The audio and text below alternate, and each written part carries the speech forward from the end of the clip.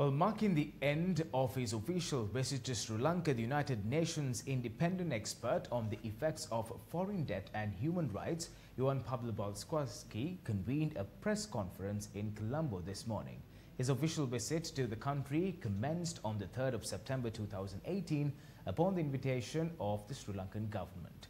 The independent expert will submit a comprehensive report about his visit to the UN Human Rights Council in March 2019.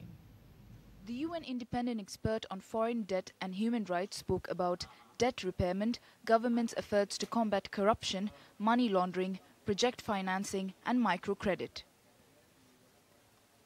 When we look at the public budget today, the debt repayment is the country's most important expenditure, with a significant amount of borrowing currently allocated for this purpose.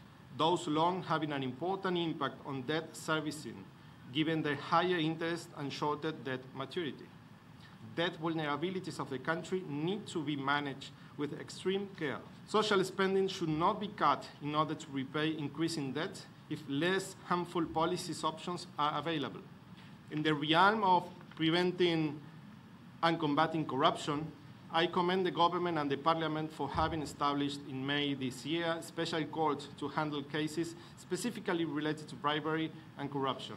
Based on the principle, know your client, being national or international, banks in Sri Lanka have the duty to report suspicious transactions to the pertinent authorities.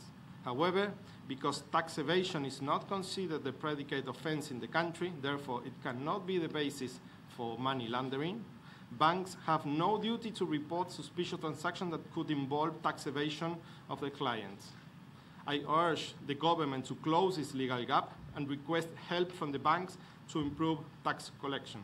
As of today, World Bank, Asian Development Bank, Japan, Korea, India, and China's project loans alone account for a total 19.3 billion US dollars, or 48% of the total loans taken by the state.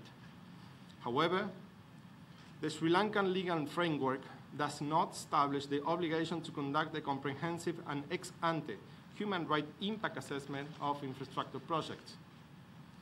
I advise the government to close this gap by passing a robust legislation on this matter based on existing international human rights standards. Microcredit has a long history in Sri Lanka. The system has actually helped lift many people out of poverty. However, the number, frequency, and seriousness of the lenders' abuses I have found in the country call for an urgent state action.